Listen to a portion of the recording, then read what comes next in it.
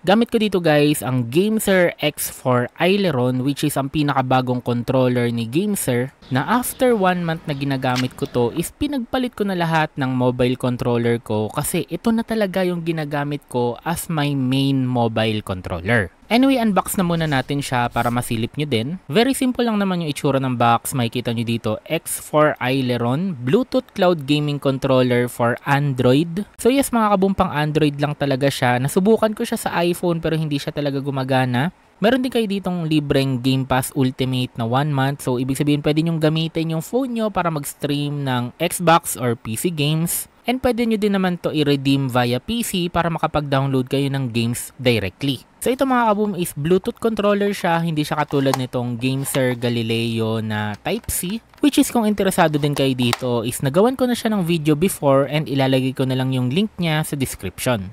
Dito sa loob ng box, meron tayong hard case na kasama. Nandito na din yung documentations and yung Game Pass code. And panghuli, yung USB Type-C cable. Ngayon punta na tayo dito sa mismong hard case. Yung laman niya, syempre, nandito yung controller, interchangeable na analog sticks. Meron ding interchangeable na D-pad na pakiramdam ko para to sa mga fighting games. And pagdating sa controller, unang hawak ko pa lang sa kanya is talagang ramdam ko na premium siya. Meron siyang weight pero hindi naman siya super bigat. And kung mapapansin nyo, medyo unique yung itsura niya. So ginawa kasi to ni Gameser para pwede nyo siyang gamitin ng both controller or pwede nyo lang gamitin yung left side niya. Yung D-pad niya is magnetic lang kaya sobrang daling tanggalin. Gamitan nyo lang siguro ng konting kuko din, ayan, tanggal na siya. Pagpapalitan nyo naman, sobrang dali lang din, ipapantay nyo lang siya, then yun, makakabit na agad siya.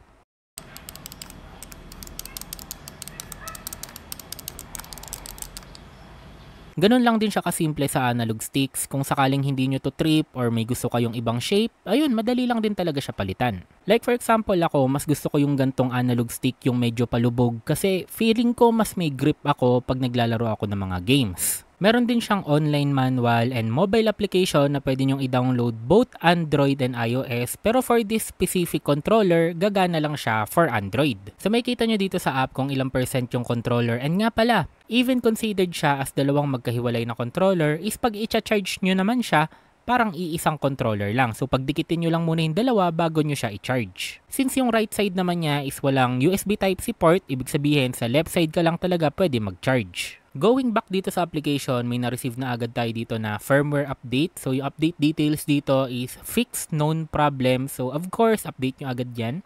Habang nag-update, sound test muna tayo dito sa controller para marinig nyo din yung button presses dito sa controller.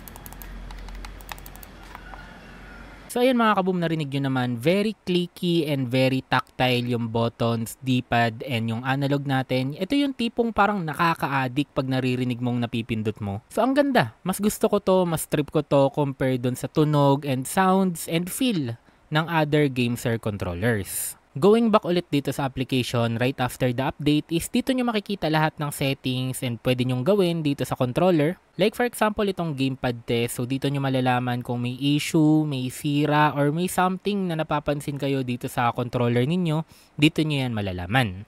Pwede nyo din baguhin yung layout nyo to Switch and Xbox layout depende kung anong nilalaro nyo or pag gumagamit kayo ng mga emulator. Dito nyo din imamap yung L4 and R4 buttons ninyo or yung mga back buttons depending kung anong command yung gusto nyong gawin nila.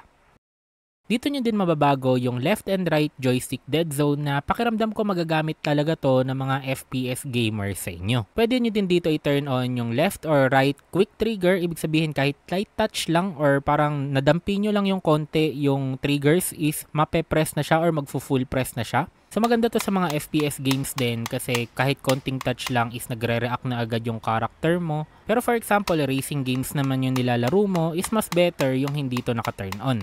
Pwede nyo din dito baguhin yung left and right RGB colors, yung effect nila or kung anong color mismo yung gusto ninyo, yung brightness niya, yung bilis niya. Ang daming options na pwede ninyong gawin.